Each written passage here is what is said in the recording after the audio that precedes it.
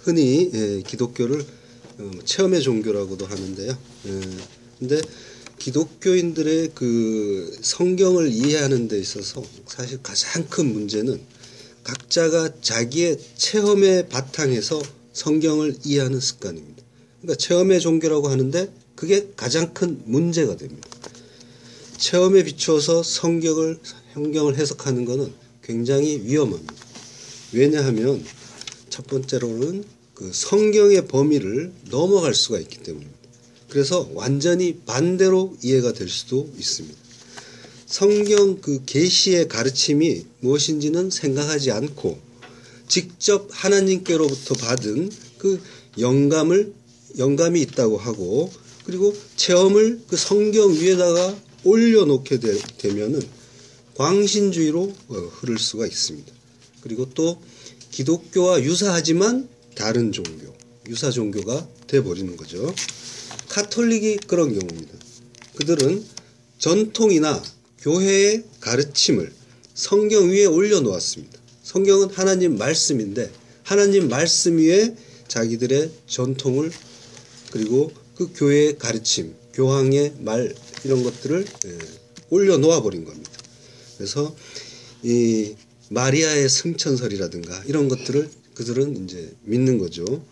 그 교회의 가르침입니다. 성경에는 없는 말이죠.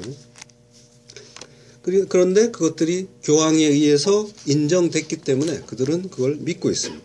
그 사람들에게는 교황의 말이 성경보다 비슷하거나 오히려 더 권위가 있는 말로 받아들입니다. 우리는 그 성경이 하나님 말씀이라는 것을 믿고, 그리고 그 말씀을 신앙합니다. 요즘 많은 그 이단 사설들이 판을 치고 있는데요. 그렇지만 그 속에서 바른 신앙을 지키는 길은 오직 성경, 솔라 스크립투라라고 하죠. 그 오직 성경, 하나님 말씀인 성경 속에만 있습니다. 말씀 위에 바로 선 사람만이 반석 위에 집을 짓는 자가 되는 겁니다. 말씀 위에 바로 서지 않으면 항상 흔들리게 되어 있습니다. 이 말을 들으면 이게 맞는 것 같고 저 말을 들으면 저게 맞는 것 같고 갈팡질팡하게 되어 있습니다. 또 체험적인 측면에 지나친 흥미를 갖게 되면은 이 성경 말씀에 또 무관심해지기도 합니다. 성경은 읽기도 힘들고 읽어도 또 무슨 말인지 잘 모르겠다. 뭔가 화끈하고 신비한 체험을 하면 믿음이 생길 것 같아. 거기다가 이제 자기가 가진 그 고치기 어려운 병이라도 나오면 확실한 그런 어떤 감정이 생기겠죠. 그러면 내가 선택받은 자인 것도 같고, 그리고 그래서 나는 하나님이 택한 백성이 맞다, 이런 식으로 생각하는 사람들이 많습니다. 그래서 그런 그 치유 집회나 이런 것들이 열리는 곳이 많고, 또 거기를 찾아다니는 사람도 많습니다. 수요가 넘치고 거기에 따라서 공급도 열심히 뒤를 받쳐주고 있습니다. 그런데 이건 믿음이 아닙니다. 보여주는 걸 통해서 내가 믿음이 생기겠다고 하는 것은 믿는 게 사실은 아닌 겁니다. 믿음은 보이지 않는 것을 보고 믿는 겁니다. 그래서 믿음입니다. 보는 것을 만약에 그걸 믿으라고 한다면 그거는 그냥 인식이 되는 거죠. 지각하고 인식하는 거죠. 근데 하나님 나라는 보이지가 않습니다. 그래서 반드시 보이지 않는 그 믿음이 필요합니다. 그래서 의인은 오직 믿음으로 산다고 하죠. 그러니까 하나님 나라는 믿음으로만 보이고 믿음으로만 갈 수가 있는데, 눈에 보이는 그 무엇인가를 쫓아다니고 그게 보여져야만 내가 믿겠다고 하는 것, 이것은 하나님과 관계 없는 자라는 증거만 됩니다. 이렇게 그 체험적인 측면에 대한 흥미는 그 일반적으로 영적인 그런 마음을 가진 사람들에게 많이 나타납니다. 초기 그 퀘이커 교도라고 하는 사람들이 내적인 빛을 강조를 했습니다. 안에서 나오는 그 빛. 그걸 강조하면서 그런 성향들을 보였습니다. 그들은 예배를 위한 목사나 사제도 필요가 없고 하나님의 말씀도 인간의 영혼 속에 있다 하면서 성경도 버렸습니다. 퀘이커 교도들은 신과의 그 직접 교신, 내적인 빛을 받고 몸이 부들부들 떨릴 때까지 조용히 앉아서 묵상하는 게 예배입니다. 그래서 침묵의 교회라고 하는데요. 그 퀘이커란 말도 떨리다, 퀘이크에서 나온 말이죠. 이런 성향, 성경에 구애받지 않고 어느 교리가 자기에게 직접 계시되었다, 이렇게 주장하는 것은 광신주의입니다. 광신주의는 성경과 체험의 분리해서 나오는 겁니다. 성경이 인정하지 않는 걸 주장하고 또 체험을 성경 위에 두고 이런 것들은 경계해야 합니다. 또 체험에 비추어서 성경을 해석하는 것이 그 위험한 두 번째 이유는 성경에서 말씀하는 것보다 훨씬 낮은 수준에서 만족하는 것 때문입니다. 경험으로 성경을 해석하고 성경의 가르침을 우리가 알고 체험하는 수준으로 끌어내리는 겁니다. 그래서 사람들은 그 본능적으로 초자연적인 그런 현상이 성경에서 나타나는 걸 보고 어떻게 그럴 수가 있냐 이러면서 말도 안 된다, 엉터리다 이렇게 말합니다.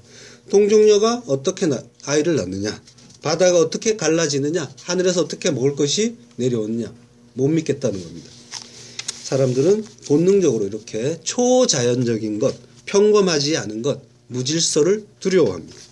그래서 무질서를 두려워하기 때문에 자기가 포착할 수 있는 그 것들을 오히려 더 가치 있다고 생각을 하죠. 그냥 자연을 바라보면은 아름다운데 그 자연을 굳이 그림 속에 집어넣고 그걸 더 가치 있는 거라고 비싼 값에 이렇게 거래하기도 하죠. 어떻게 사람이 죽었다가 살아나느냐, 이게 불신자들이 흔하게 하는 질문입니다. 성경 속에서. 그래서 그들은 못 믿는 겁니다. 교회 안에 들어온 사람들도 성경 속에서 하나님의 구원의 그 복음을 찾으려고 하지 않고 그냥 보이는 대로 읽고 더 이상 고민하는 것도 멈춰버립니다. 그래서 룻기는 그냥 효도를 강조하는 윤리와 규범의 책이 되어버린 겁니다. 시어머니에게 효도하라. 그러면 부자와 결혼하고 메시아의 족보에도 올라간다. 이것이 성경에서 구하는 그 어떤 그 의미의 대부분입니다. 대부분의 사람들이 이런 식으로 거기에서 멈춰버리는 겁니다. 하나님의 그 깊은 복음의 그 속뜻으로 들어가지 않고 그래서는 안 됩니다. 깊이 들어가서 우리는 구원의 복음을 찾고 만나고 감격을 해야 합니다. 성경은 보이는 대로만 보면은 하라 하지 말라의 규범이라고 있습니다. 율법이 되고 규범이 되고, 그렇지만은 그 속에 담겨 있는 구원의 참뜻, 모든 성경은 하나님의 구원을 설명하고 있습니다. 그 구원의 복음을 발견해야 됩니다.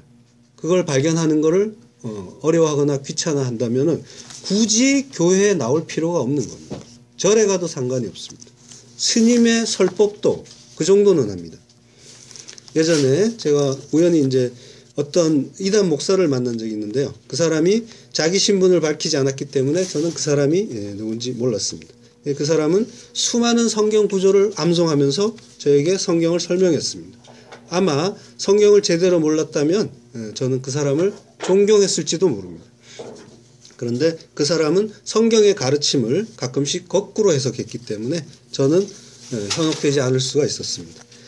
모든 것은 성경 안에 있습니다. 모든 것은 성경으로 검증을 받아야 합니다. 예수님을 모퉁이 돌이라고 합니다. 모퉁이 돌은 건축할 때 기준이 되는 돌이죠. 그러니까 말씀이신 예수 그리스도가 모든 것의 기준입니다. 그리고 우리는 성경 안에서 하나님의 그 구원의 복음을 찾아야 합니다. 그래서 모든 성경은 구원의 복음, 예수 그리스도로 그 은혜로 결론이 나게 되어 있습니다. 그렇게 결론 나지 않는 설교는 가짜거나 부족한 그런 설교입니다. 그러니까 분명히 그걸 기억하셔야 합니다. 윤리와 도덕 규범으로 결론 내면서 착하게 살아라, 효도하라, 이웃을 도와줘라. 이것은 복음이 아닙니다. 기독교가 아닙니다. 절에서도 나오는 이런 결론은 성경의 진리가 아닙니다. 그런 행위들은 믿는 자에게서는 당연한 지향성으로 나오게 되어 있는 겁니다. 그렇지만 이런 것들은 성경의 곁가지들입니다. 거기에 만족해서는 안 됩니다. 본 가지를, 본 줄기를 찾고 만나야 됩니다. 지금 보아스에 대해서 소개가 되고 있는데요. 그는 엘리멜렉의 친족이고 유력한 자라고 합니다. 유력한 자. 깁보르 하일이라고 합니다. 깁보르는 강한, 강력한 자, 용사. 이걸 깁보르라고 합니다. 창세기 6장 4절. 당시에 땅에 네피림이 있었고 그 후에도 하나님의 아들들이 사람의 딸들을 취하여 자식을 낳았으니 그들이 용사라. 고대의 유명한 사람이었더라. 용사라. 용사가 깁보르입니다. 창세기 10장 8절. 구스가 또 니므롯을 낳았으니 그는 세상에 처음 영걸이라. 영걸이 깁보르입니다. 그 니므롯이 여호와 앞에서 특이한 사냥꾼이라고 하죠. 특이한, 이것도 역시 깁보르입니다. 그러니까 용감한, 용맹한, 강력한 사냥꾼이었다는 얘기죠. 그러니까 깁보르는 용사고 강력한 자고 싸움에 능한 자, 이걸 깁보르라고 합니다. 그리고 하일은요. 하일이 쓰인 것을 잠깐 살펴보면요. 하일은 힘, 능력, 부, 재산, 군대, 이런 의미가 있습니다. 그러니까 이것도 역시 깁보르와 비슷하죠. 깁보르가 용사고 하일은 군대고. 그렇지만 이제 하일에는 그 재물이라는 그런 의미도 같이 들어 있습니다. 지금 이 말이 그 보아스에게 주어진 말입니다. 깁보르 하일. 그러니까 이 특성들이 보아스를 설명하는 그런 말인 거죠. 그래서 우리가 지금 깁보르와 하일에 대해서 살펴보고 있는 중입니다. 재물, 재산, 군대라고 하는 하일이 이제 쓰인 것을 좀 살펴보면요. 출애굽기 14장 9절에 애굽 사람들과 바로의 말들, 병거들과 그 마병과 그 군대가 그들의 뒤를 따라 바알스본 맞은편에 미치니라 했는데 그 군대가 하일이고요. 내가 그와 그 온 군대를 인하여 영광을 얻어 애굽 사람으로 나를 여호와인 줄 알게 하리라 라고 이제 하나님이 말씀하시는데요. 그 군대 역시 하일입니다. 그리고 그가 바로의 병거와 그 군대를 바다에 던지시니, 군대를 이제 하일로 쓰고 있습니다. 그리고 또 출애굽기 18장 21절에 보면요. 그 모세의 장인 이드로가 모세에게 조언하는 말이 나옵니다. 그대는 또 온 백성 가운데서 제덕이 겸전한 자, 제덕이 겸전했다. 이거에 하일이라고 합니다. 제덕이 겸전했다는 것은 재주와 덕이 있는 자, 재주와 덕.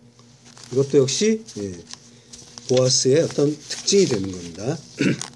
그리고 하일은 제물로 쓰이기도 하는데요. 민수기 31장 9절에 보면요. 이스라엘 자손이 미디안의 부녀들과 그 아이들을 사로잡고 그 가축과 양떼와 제물을 다 탈취하고, 제물입니다.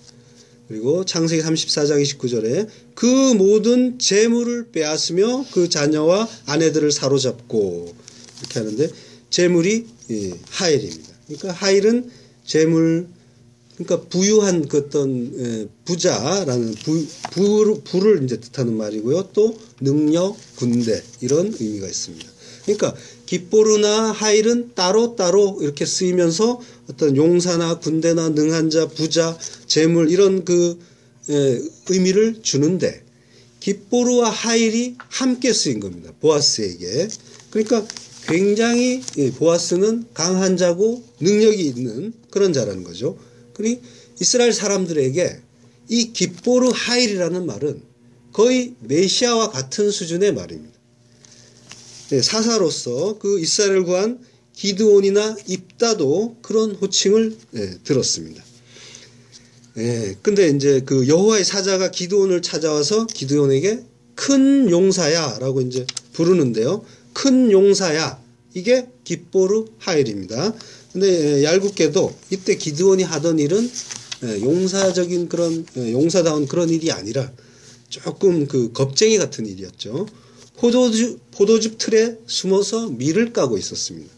미디안 그 족속들의 수탈이 두려워서.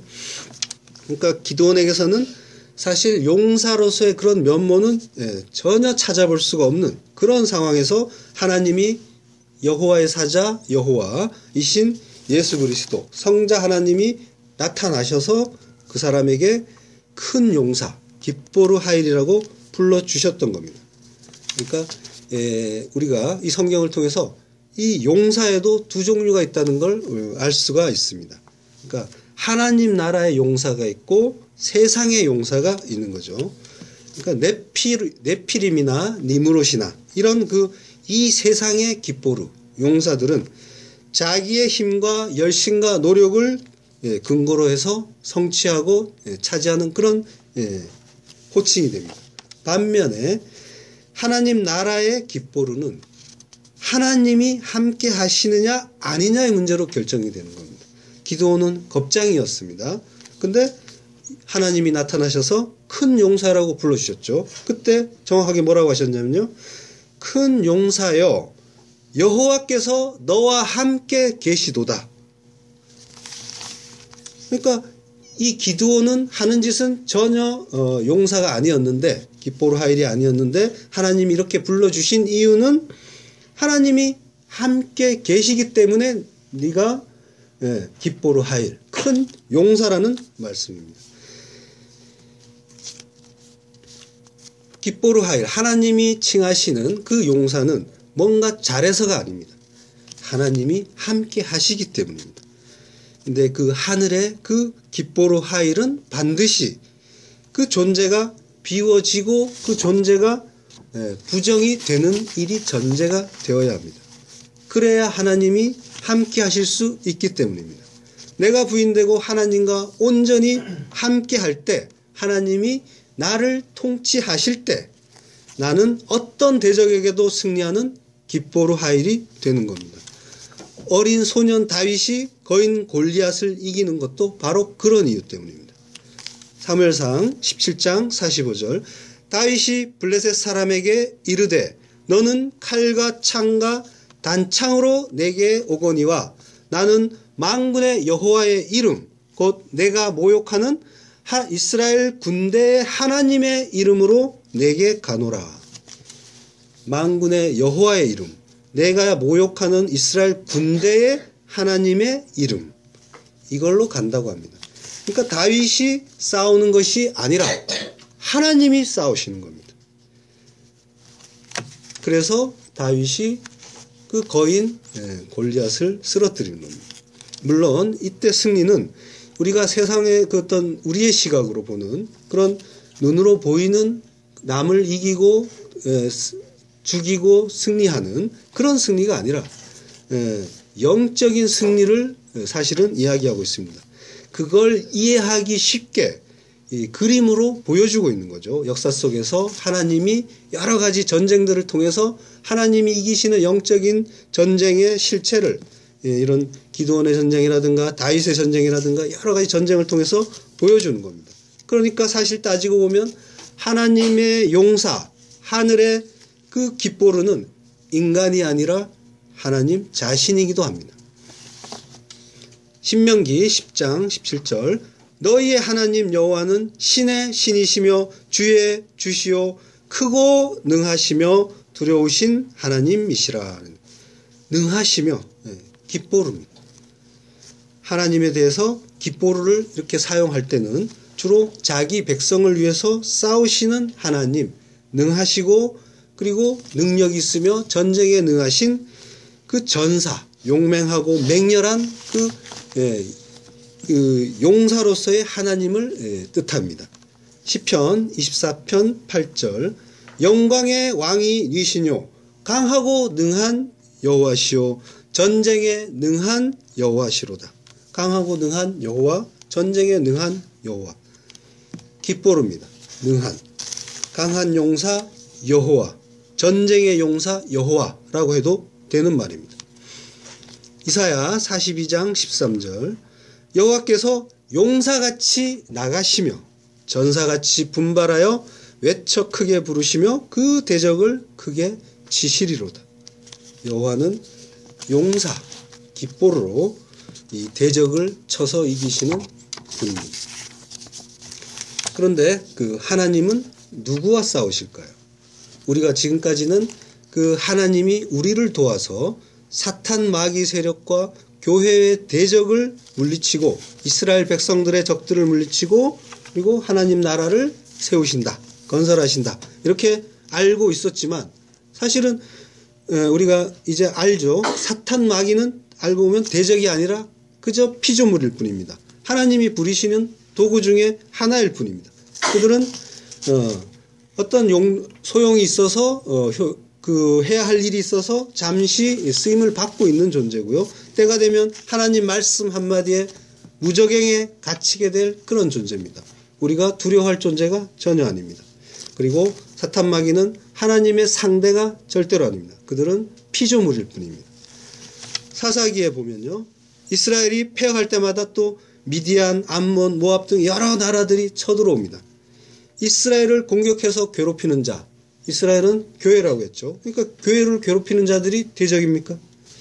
알고 보면 그들도 역시 하나님의 대적이 아니라 하나님이 이스라엘 치는 회초리로 사용하는 도구들이었습니다.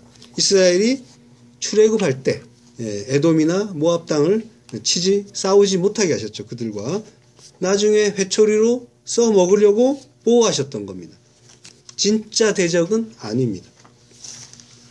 이스라엘을 멸망시키고 나중에 그 백성들까지 왕을 비롯해서 고관대작들과 귀족들을 끌고 포로로 끌고 가는 그 바벨론도 대적은 아니었습니다. 하나님은 그 대제국을 이룬 바벨론의 왕 느부갓네살도 들판에서 7년 동안 풀을 뜯어먹게 하셨던 분입니다. 세상의 어떤 강대국도 하나님의 대적이 아닙니다. 이스라엘을 정복하고 핍박한 알렉산더의 그 마케도니아 제국이나 그리고 대로마 제국이나 모두 하나님의 대적이 아닙니다.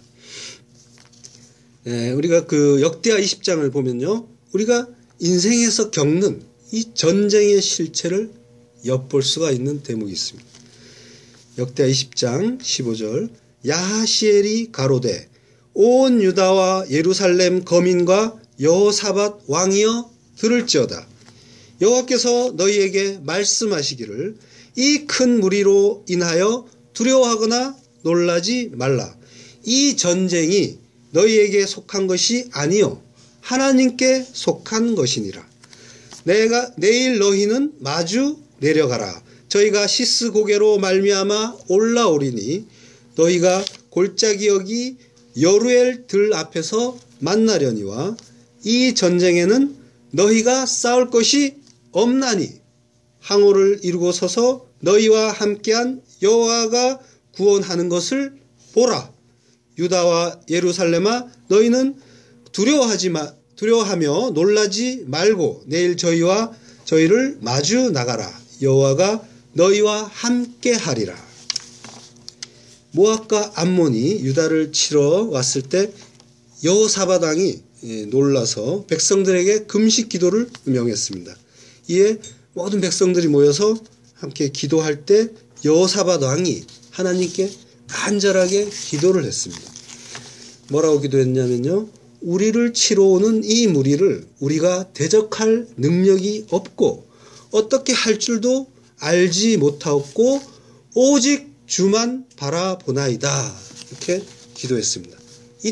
이렇게 기도를 하니까 야하시엘이라는 그 레이 사람이 하나님의 말씀을 여호사밧 왕에게 와서 대언해 준 게 조금 전에 그 역대하 20장의 그 말씀입니다. 하나님의 말씀은 이것입니다. 두려워하거나 놀라지 말라. 이 전쟁이 너희에게 속한 것이 아니요 하나님께 속한 것이니라. 그러면서 뭐라고 하죠? 이 전쟁에는 너희가 싸울 것이 없나니 항오를 이루고 서서 너희와 함께한 여호와가 구원하는 것을 보라고 합니다. 너희가 싸우는 것이 아니라 내가 싸우고 내가 너희를 대신 싸우고 이겨서 너희를 구원하는 것을 보기만 하라는 겁니다. 역사 속에서 벌어지는 이스라엘의 전쟁들, 모든 그 전쟁들의 성격은 너희와 함께한 여호와가 구원하는 것을 보라는 겁니다.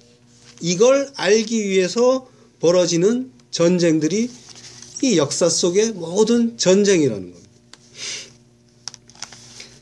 바로 이걸 알기 위해서 하나님이 우리를 대신해서 싸우시고 모든 구원을 이루어 주시는 걸 알라고 이스라엘 하나님 백성 그리고 교회가 역사 내내 인생 내내 전쟁을 치르고 있는 겁니다.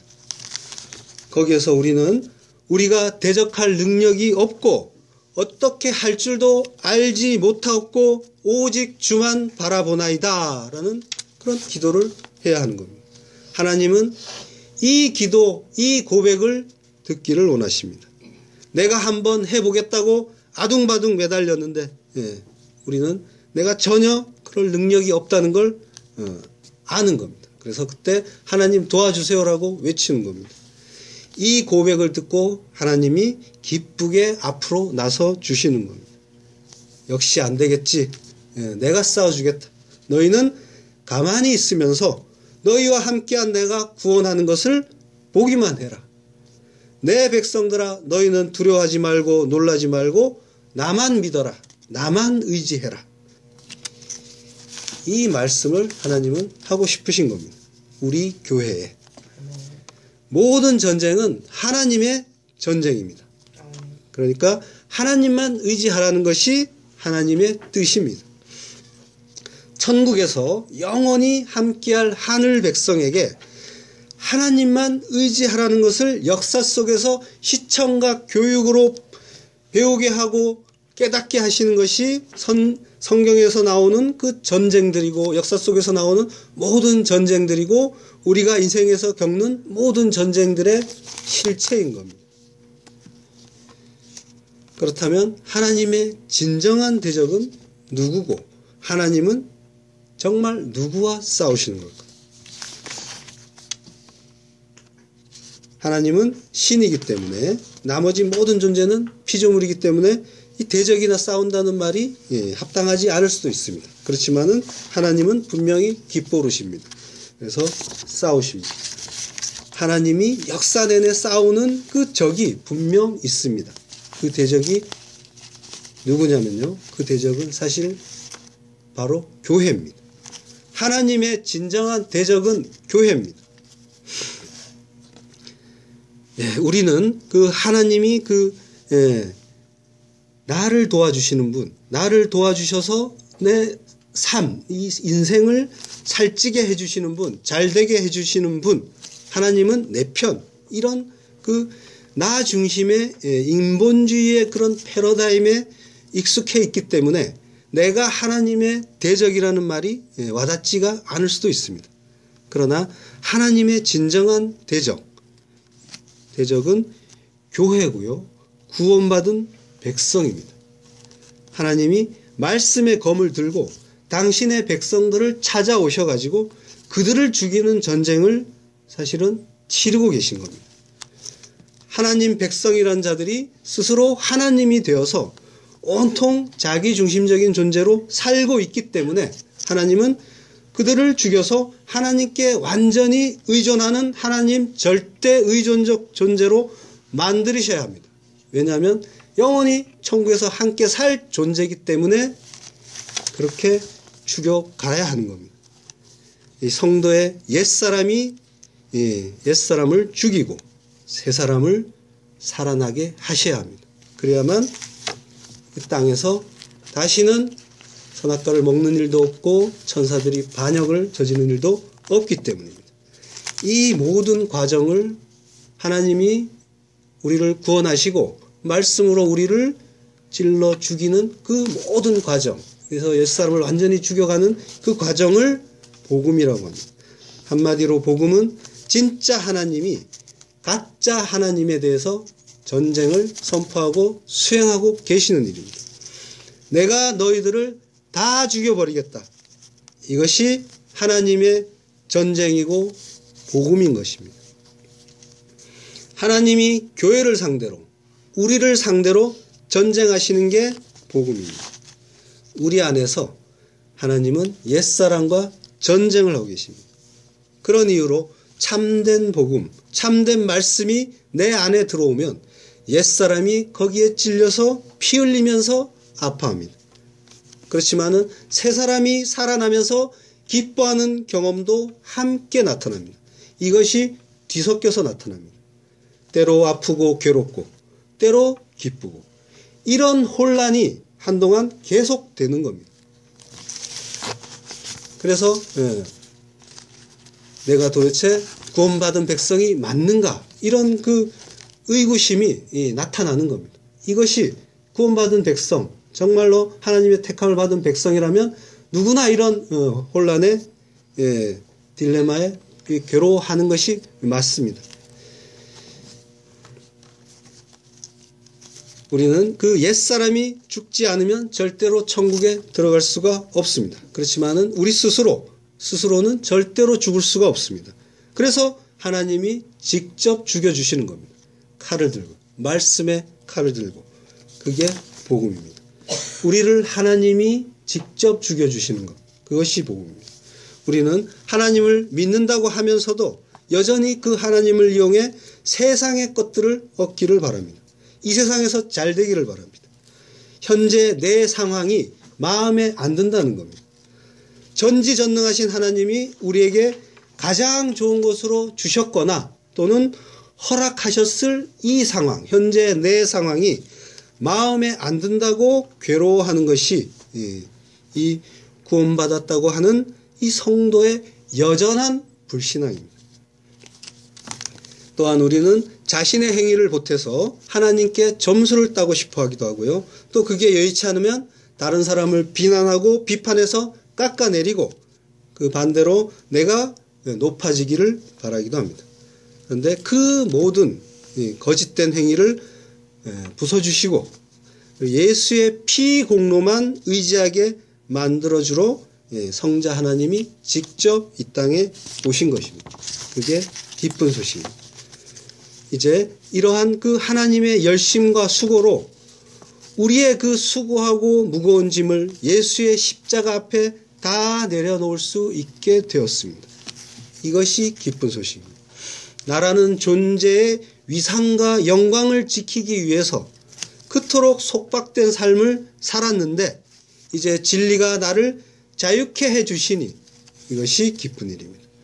내 자존심이나 평판은 아무것도 아니라는 걸 알게 해주시고 그리고 내 실체를 올바로 깨닫게 해주시고 그리고 내가 죄인 중에 괴수라는 걸 바르게 알게 해주시니 이것이 정말 기쁜 일입니다.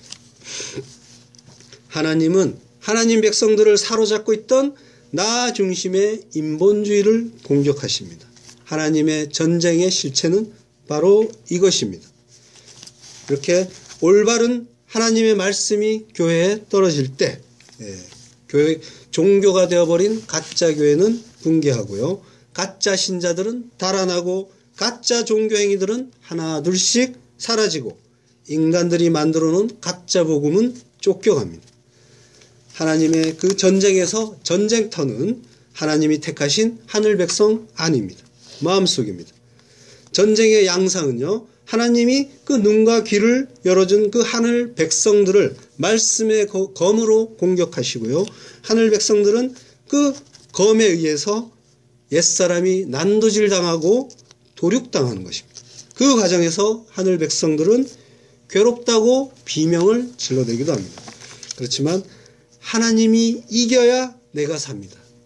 이 이해하기 어려운 역설의 전쟁을 이해하지 못해서 하나님을 원망하고 삿대질하는 사람도 있습니다. 죽기 싫다고 내가 왜 죽어야 하냐고 악을 쓰는 사람들도 있습니다. 죽어야 사는 이 역설을 이해하지 못하기 때문입니다. 하나님의 말씀은 살아서 운동력이 있고 골수와 관절과 영혼까지 쪼개는 힘이 있습니다. 그래서 올바른 복음이 전해지면 내 안에서 전쟁이 일어나는 겁니다. 하나님의 그 전쟁의 결과는 언제나 하나님이 승리하십니다. 그래서 하늘 백성의 옛사람이 죽고 새사람이 살아나는 것으로 끝이 납니다. 하나님이야말로 참된 깃보루 하일입니다. 하나님이 참된 용사고 전쟁에 능하신 분입니다. 우리는 다 죽었습니다. 하나님이 어떤 분인지 안다면 빨리 항복하고 손들고 나오십시오. 나와서 그분 앞에 무릎을 꿇으십시오. 그것이 복입니다. 바라크, 복. 그분 앞에 무릎을 꿇고, 우리가 복을 국어사전적으로 오해하는 사람들이 많죠. 세상에서 잘 되는 여러 가지 복을 말합니다만 성경에서 말하는 복은 바라크라고 하고요. 바라크의 참뜻은 그분 앞에 무릎을 꿇고 그분을 영원히 찬양하는 것. 이것이 바라크, 복입니다. 이것이 참된 하늘 백성의 참된 복. 그것이 바라크입니다. 우리가 용사이신 하나님에 의해 완전히 죽으면, 물론 그건 이 세상에서 성취될 수 있는 것이 아니긴 합니다. 지향성의 문제입니다. 우리가 죽어가야 된다는 걸 아는 것만으로도 우리는 하나님의 백성이라는 증거가 될 수가 있습니다. 왜 내가 죽지 못하는가? 너무 괴로워하지 마십시오. 우리가 육을 입고 있는 한에서는 그것이 완성되지가 않습니다. 끝날 때까지. 그래서 예수 그리스도가 필요한 것입니다. 만약에 우리가 우리의 능력으로 스스로 죽을 수가 있고, 내가 스스로 자기 부인이 되고, 내가 하나님의 그 검에 충분히 내가 스스로 죽을 수 있다고 한다면은 예수 그리스도가 굳이 필요 없는 자입니다. 그것은 하나님의 복음을 거부하는 일이 될 수 있습니다. 그렇지만 우리는 내가 죽을 수 없다는 걸 알고, 그래서 예수 그리스도를 꼭 붙잡을 수밖에 없는 그 필연성을 깨닫는 자, 그래서 성도인 겁니다. 이게 잘 안 되기 때문에 사도 바울도 괴로워하면서 부르짖었죠. 로마서 7장 22절. 내 속사람으로는 하나님의 법을 즐거워하되 내 지체 속에서 한 다른 법이 내 마음의 법과 싸워 내 지체 속에 있는 죄의 법 아래로 나를 사로잡아 오는 것을 보는도다. 오호라, 나는 공고한 사람이로다. 이 사망의 몸에서 누가 나를 건져내랴. 사망의 몸이라는 건 로마 시대 때 살인을 저지른 사람한테 자기가 죽인 죽은 시체를 그 사람에게 몸에 붙여버리는 겁니다. 그래서 꾹꾹 막 묶어서 떨어지지 못하게 합니다. 그 몸을 사망의 몸이라고 합니다. 그 사망의 몸은 썩어서 죽어가면서도 자기 눈을 부릅뜨고 자기를 노려봅니다. 괴롭지만 떨쳐낼 수가 없는, 썩어서 냄새나고 더럽고 괴로운 옛사람을 가리키는 말이기도 합니다. 지금 사도 바울은 내가 떨어뜨리고 싶은데, 떨쳐내고 싶은데 도무지 이 썩어서 후피한 이 몸이 떨어지지 않는 것을 괴로워하면서 그걸 사망의 몸에 빗댄 겁니다. 우리에게 사망의 몸이 붙어 있다는 것을 기억하시기 바랍니다. 그렇게 하늘의 용사들의 그 삶의 지향성은 자기 부인 존재 부정으로 향하게 되어 있습니다. 이렇게 죽으면 이제는 하나님이 함께 하시는 하늘의 용사로 변모하게 됩니다. 우리가 교회에서 승리하세요, 승리합시다 이런 인사를 서로 많이 하는데, 하나님의 승리는 바로 이것입니다. 내가 하나님의 그 말씀의 검에 의해서 죽는 것, 이것이 승리입니다. 그래서 우리 신세가 지금 비록 포도즙 틀에 숨어서 밀이나 까고 있지만, 별 볼 일 없어 보이지만 하나님이 큰 용사야, 깃보루 하일 하고 불러주시는 겁니다. 하나님의 검, 말씀에 의해서 죽은 자가 하나님과 동행할 때 하나님이 친히 모든 싸움을 싸우시고 이기십니다. 하나님이 어떻게 승리하셨습니까? 하나님의 승리는 십자가에 달려서 죽는 것으로 승리하셨습니다. 구약에서는 멋지게 대적을 꺾고 승리하지 않았는가 궁금할 수도 있습니다. 하지만 구약의 전쟁들은 모형입니다. 나만 믿고 의지하라는 그런 뜻이 담긴 모형입니다. 기독교의 결론은 예수 그리스도입니다.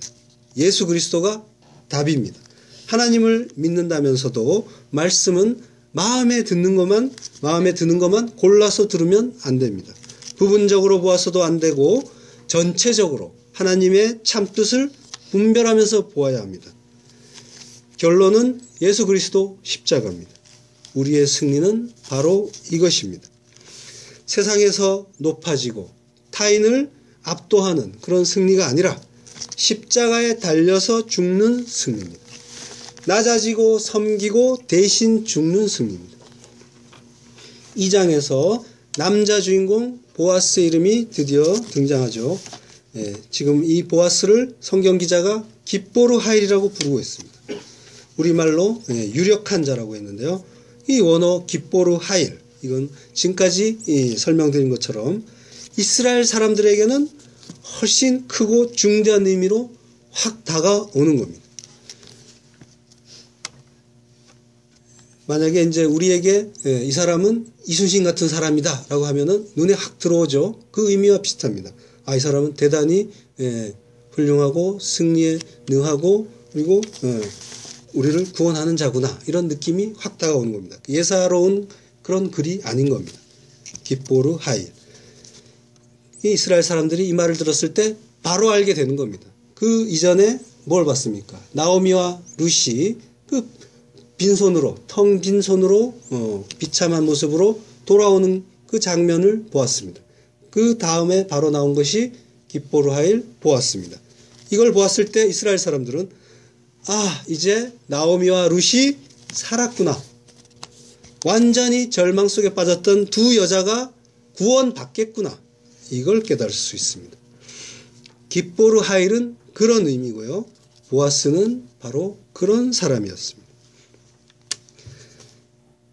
깁보르 하일, 능한 자, 재덕이 겸비한 자. 보아스는 그런 사람입니다.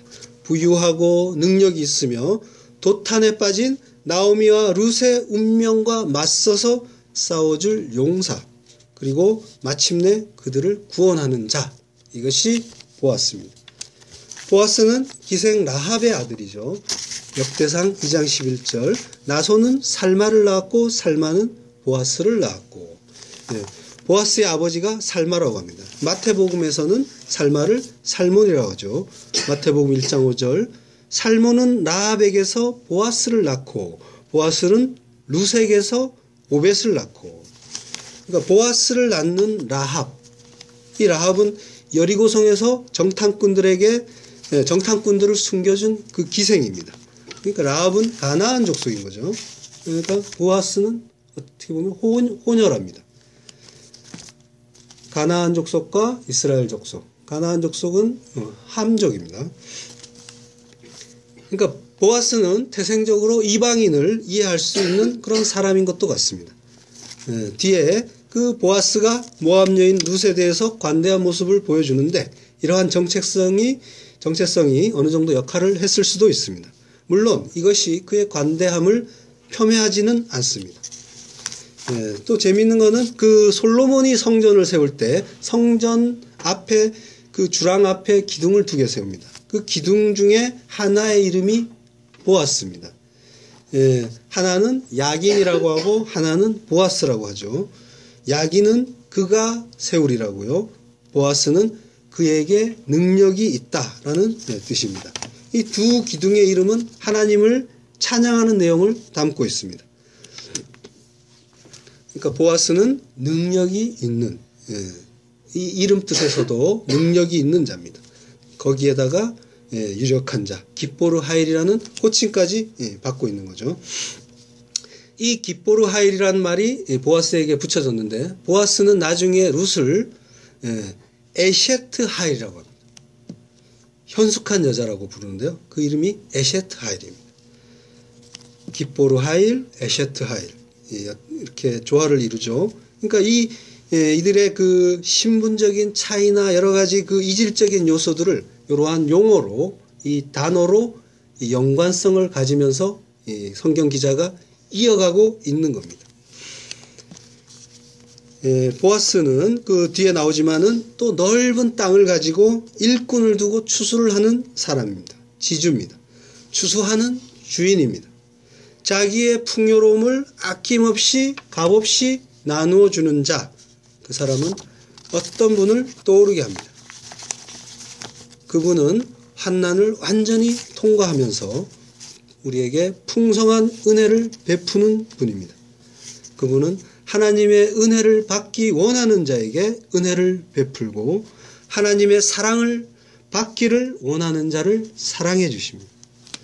우리는 보아스에게서 이 순환을 겪으시고 마침내 승리하셔서 영원한 권세를 가지신 우리 주, 부활하신 예수 그리스도를 볼 수가 있습니다. 이스라엘은 엘리멜렉, 나의 하나님이 왕이라는 그 믿음이 죽었습니다. 그래서 하나님을 떠나서 패역한 자들이 됐습니다. 그래서 그들은 자기 소견에 옳은 대로 오직 내 뜻대로 하나님 뜻 말고 오직 내 뜻대로 행하던 자들이었습니다. 이스라엘 누구의 이야기입니까? 바로 우리의 이야기입니다. 이스라엘 그 나쁜 놈들 하나님이 구름기둥 불기둥으로 인도해서 가나안 땅에 들여보내줬는데 어떻게 그렇게 패역할 수가 있는가? 손가락질 할 필요가 없습니다. 이스라엘의 실패한 모습이 내 모습입니다. 하나님을 믿는다면서 날마다 하나님을 떠나서 왕노릇하면서 사는 우리 이야기입니다. 근데 그 보아스가 그 패역한 그 이스라엘, 나의 하나님이 왕이라는 그 엘리멜렉의 그 친족이라고 합니다. 한 핏줄입니다. 히브리서 2장 11절 거룩하게 하시는 자와 거룩하게 함을 입은 자들이 다 하나에서 난지라. 그러므로 형제라 부르시기를 부끄러워 아니하시고. 히브리서 기자는 우리와 예수 그리스도가 하나라고 하십니다. 하나라고 합니다. 그분이 예수님이 우리를 부끄럽다 하지 않으시고 형제라고 불러주신다고 합니다.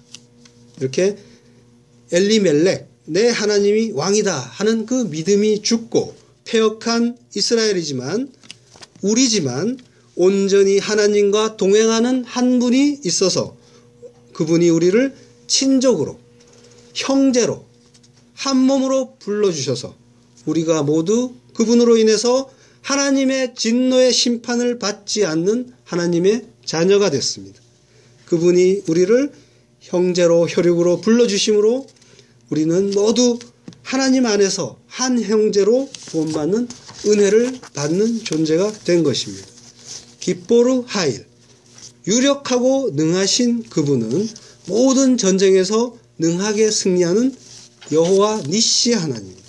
그분이 곡식이 가득 익은 들판에서 우리를 배불리 먹이기 위해서 기다리고 계십니다. 하나님은 우리를 실컷 먹이고 싶어 하십니다. 왜냐하면 그것이 약속, 언약이기 때문입니다. 언약이라는 말, 쉐바라고 하고요. 그 언약하다, 맹세하다, 실컷 먹이다, 7번 말하다 이런 뜻이 있습니다. 하나님은 우리를 실컷 먹이고 싶어 하십니다. 무엇으로 먹입니까? 하늘의 양식, 하늘의 말씀으로 먹이고 싶어 하십니다. 그 양식을 먹이려고 그분이 말씀의 성전 베들레헴 들판에서 그 양식의 줄인 자들을 기다리고 계십니다. 우리는 추수하다가 흘린 이삭에 만족하고 상 아래 떨어지는 부스럭이라도 감지덕지하면서 받아야 할 우리들인데 식탁으로 불러서 배불리 먹이고 심부로까지 삼아주시는 능하고 유력하신 기뽀르 하일의 하나님을 우리는 만나야 합니다. 추수의 기쁨이 베들레헴 들판을 누렇게 물들여 가듯이 그분이 가지고 오실 그 구원의 기쁨이 우리들 쓰디쓴 그 마라 같은 인생들의 빈 들판을 풍성하게 황금빛으로 만들어 가실 것입니다. 기도하겠습니다.